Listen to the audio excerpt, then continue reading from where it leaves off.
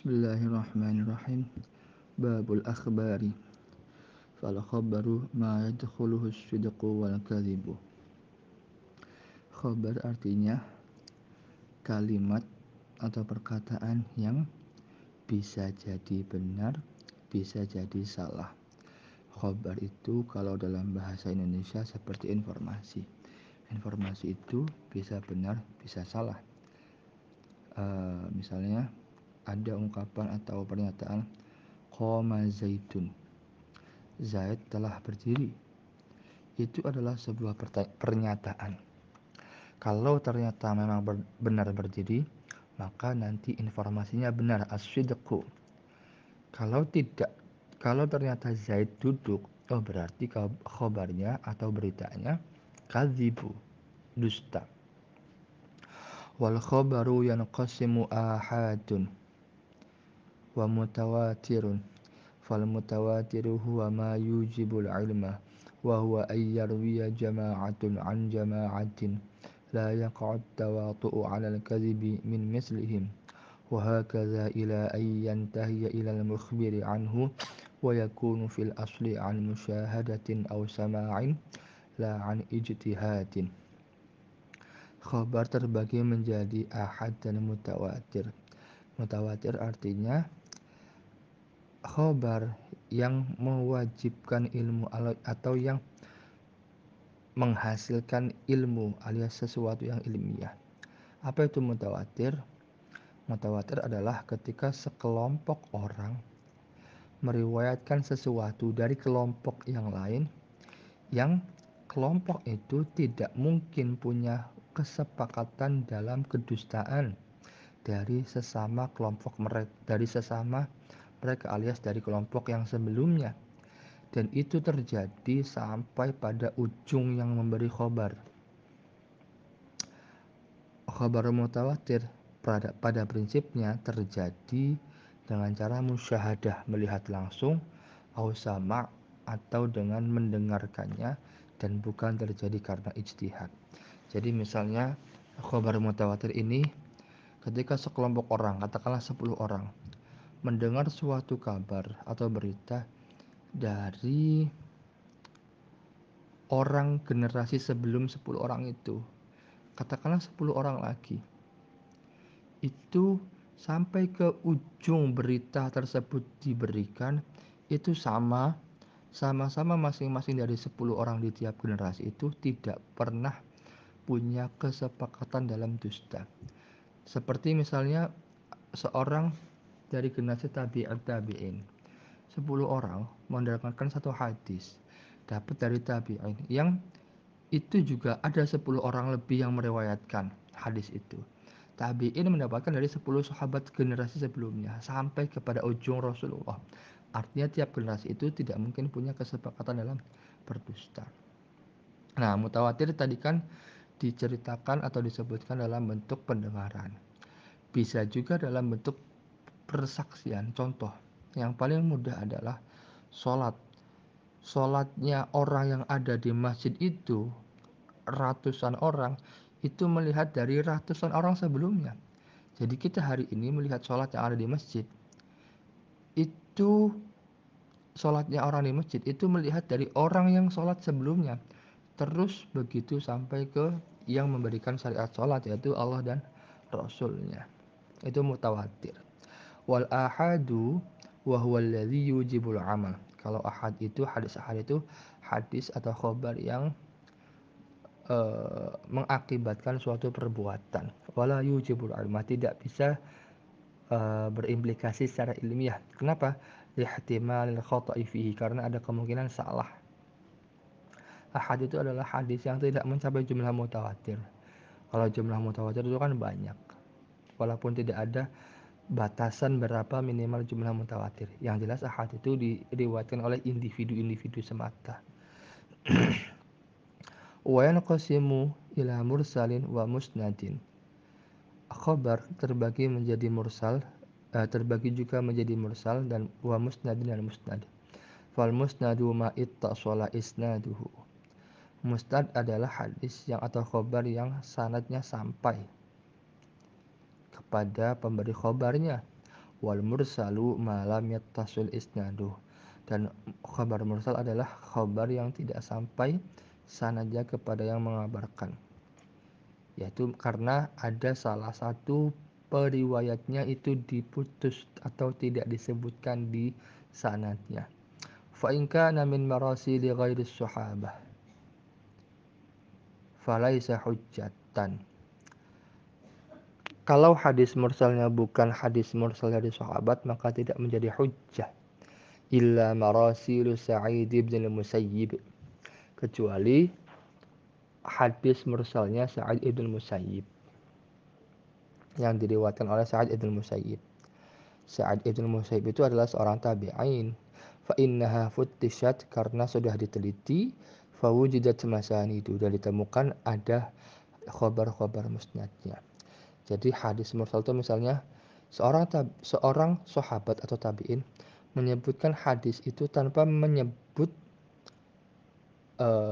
yang meriwayatkannya, langsung qala Rasulullah, alias dari mana dia mendapatkan hadis atau khabar itu tidak disebutkan sanad dia mendapatkannya, tapi langsung mengatakan qala Rasulullah. Apalagi tabi'in. Kalau sahabat itu masih boleh diterima hadis mursalnya, tapi kalau tabi'in tidak bisa diterima kecuali hadisnya Sa'id ibn Musayyib menurut mazhab Syafi'i. Karena setelah diteliti, hadis mursalnya Sa'id ibn Musayyib itu ternyata ditemukan hadis-hadis yang musnad juga, alias bersambung sanadnya.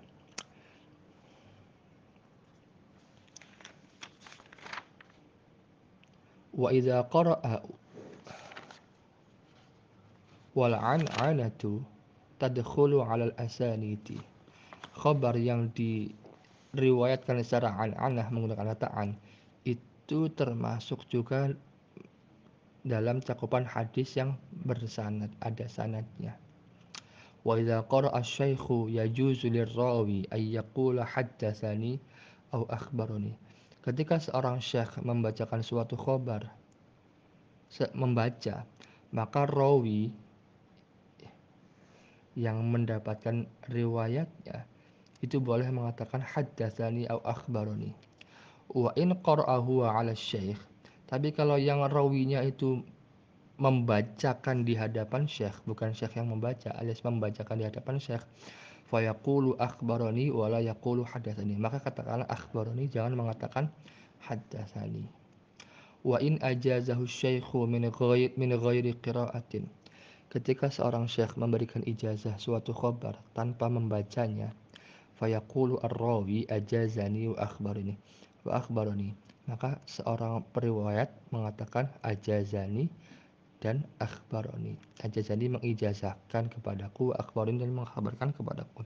Kalau hadatsani tadi menceritakan kepadaku. Au akhbarani ijazatan, atau memberi khabar kepadaku dengan cara ijazah. Wa ammal qiyasu fa huwa raddul far'i ila al-asli li'illatin tajma'uhuma fil hukmi. Qiyas secara bahasa artinya pertama takdir, mengirakan atau mengukur, seperti kalimat qistus saubah, saya mengukur baju. Yang kedua maknanya tasbih, menyerupakan, seperti yuqasul mar'u bil mar'i, seseorang disamakan dengan orang lain. Secara istilah artinya mengembalikan cabang atau fara' kepada asal li'illatin, karena ada ilat atau sifat yang menghimpun antara fara' dan asal dalam hukumnya. Wa huwa yanqasimu ila salasati aqsamin. Qiyas terbagi menjadi 3. Ada ila qiyasi illatin wa qiyasi dalalatin wa qiyasi syabahin. Fa qiyasul illati ma kanatil illatu fihi mujibatan lil hukmi. Qiyas illat adalah qiyas yang illatnya itu mengharuskan atau menarik hukum secara langsung. Artinya qiyas ini ditunjukkan oleh ilat, hukumnya secara langsung.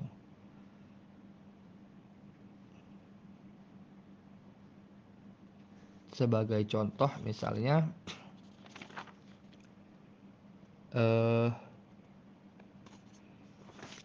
ilat dari larangan ta'afif adalah menyakiti. Nah, menyakiti tadi menjadi ilat yang kemudian menarik langsung hukum keharaman ta'fif, mengatakan kepada kedua orang tua.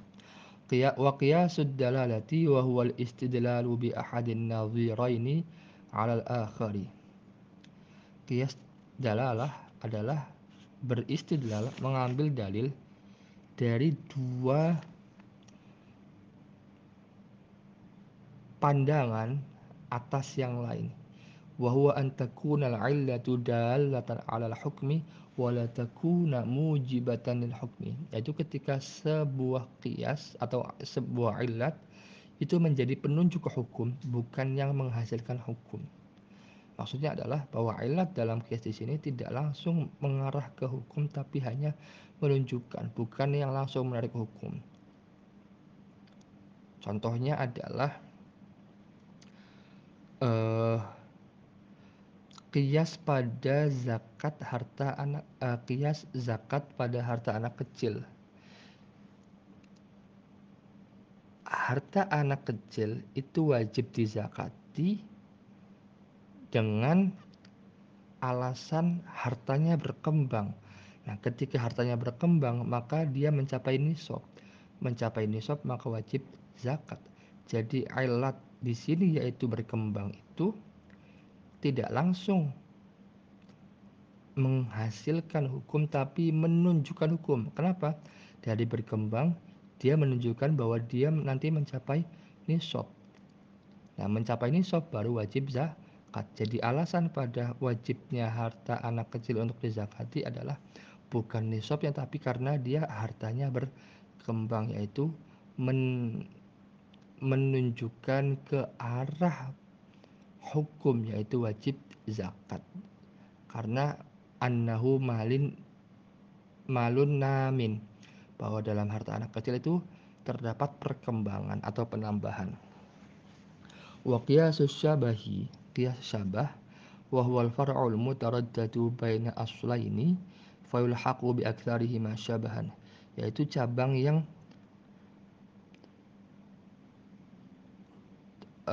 berada di antara dua posisi, yaitu antara asal dan fara', atau antara dua asal, antara dua asal. Fayulhaqu bi aktsarihima syabahan, maka nanti fara'nya ini akan disamakan dengan yang paling mirip. Contohnya adalah al-abdul maqtul, budak yang terbunuh.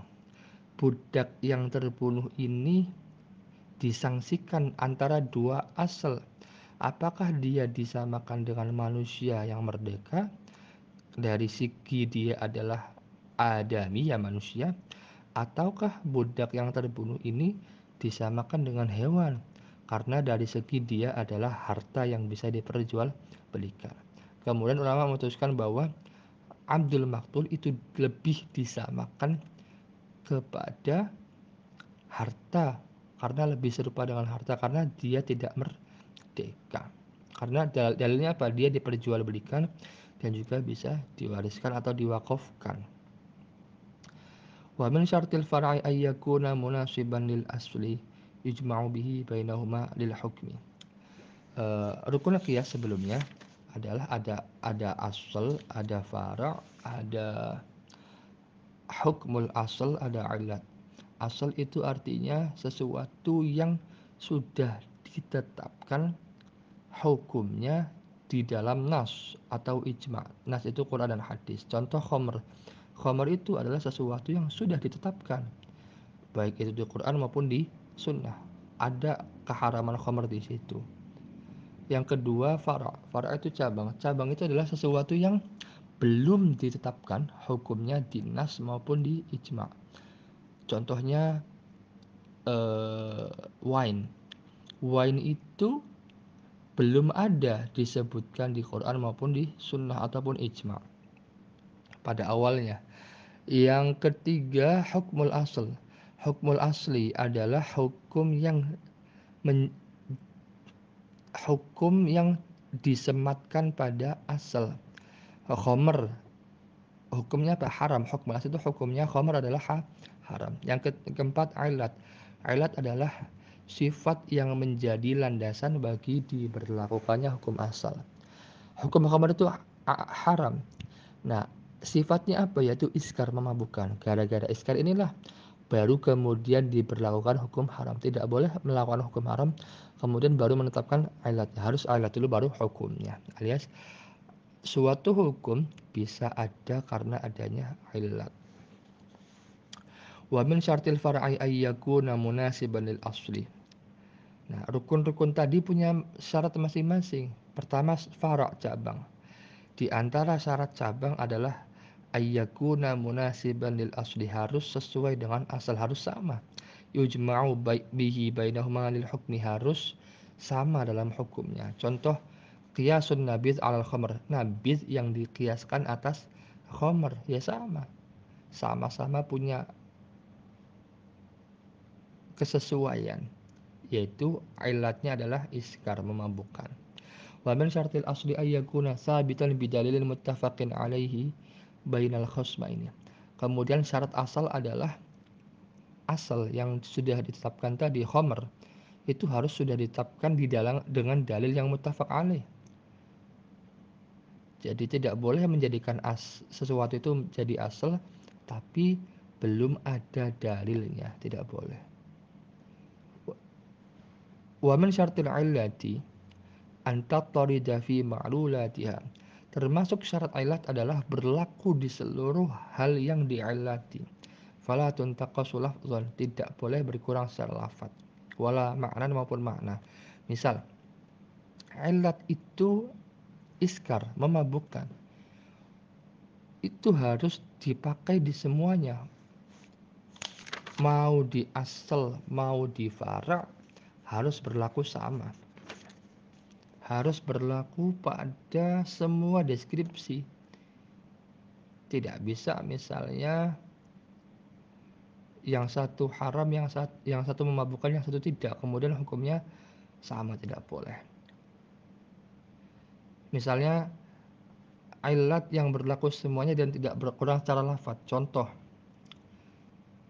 misalnya ada orang dibunuh dengan benda tumpul. Itu adalah pembunuhan dengan sengaja. Misalnya, maka wajib diqisas sebagaimana pembunuhan dengan benda tajam.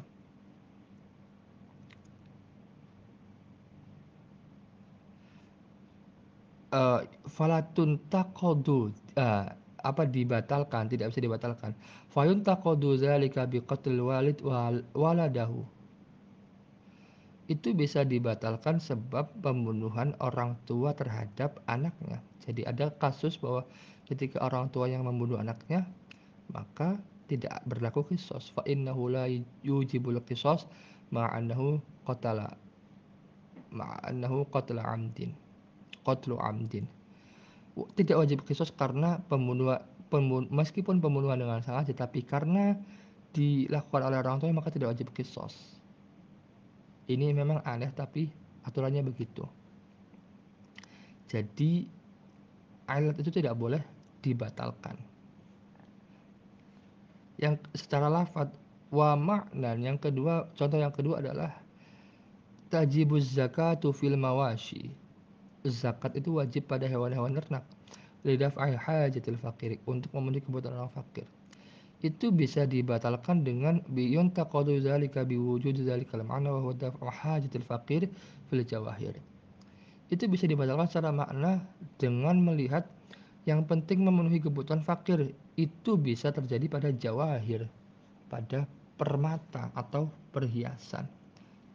Jadi begitu juga pada perhiasan bisa diwajibkan zakat. Kira-kira begitu. Misalnya begini, dalam mazhab Syafi'i yang paling gampang aturannya adalah bahwa ilat itu berlaku ke semuanya. Ilat atau alasan atau sifat orang boleh mengqashar sholat adalah jarak. Mau anak kecil, mau perempuan, mau laki-laki, kakek, nenek, tua, dewasa. Kalau mencapai masa fatul qasri itu boleh qashar. Misalnya kita sepakati 90 km. Siapa saja mau perjalanan naik apa saja, kira-kira begitu. Berbeda dengan madzhab Maliki yang menentukannya masyaqqah. Karena masyaqqah itu, kesulitan itu tidak berlaku bagi semua orang. Kesulitan tiap orang beda-beda. Wa min syartil hukmi ay yakuna mithla 'illati. Di antara syarat hukum adalah sama seperti ilat alias mengikuti ilat. Hukumnya apa tergantung ilatnya. Fin nafyi wal isbat, dalam menafikan dan menetapkan. Yaitu prinsipnya adalah jika ada ilat maka ada hukum. Jika ada ilat memabukkan maka khamr hukumnya haram. Jika ada ilat memabukkan maka hukumnya heroin sama dengan hukumnya khamr yang haram. Wal illatu hiyal jalibatu lil hukmi. Ilat adalah sesuatu yang menarik hukum. Wal hukmu wal majlubu lil illati. Dan hukum adalah sesuatu yang ditarik oleh ilat. Mengenai kias, ada tambahan penting bahwa kias itu bukan memunculkan hukum baru, tapi menyingkap. Menyingkap itu artinya tadinya tidak kelihatan jadi kelihatan, tapi sudah ada, bukan berarti belum ada. Hukum sesuatu yang memabukkan itu pada dasarnya sudah ada di dalam khamr dan disingkap oleh para ulama. Makanya hanya ulama yang bisa. Contoh begini, kamu melihat warteg itu di kondisi tertentu, misalnya tertutup tirai dan ada sendal atau kepalanya saja. Itu ketika dibuka tirainya, itu tirainya orangnya ada. Artinya orangnya ada sebelum adanya tirai. Maka ketika suatu warteg itu ditirai bukan berarti tidak ada orang, tapi ada. Tapi tidak kelihatan, hanya orang yang punya otoritas tertentu yang bisa melakukannya. Kira-kira begitu, sama seperti dalam qiyas.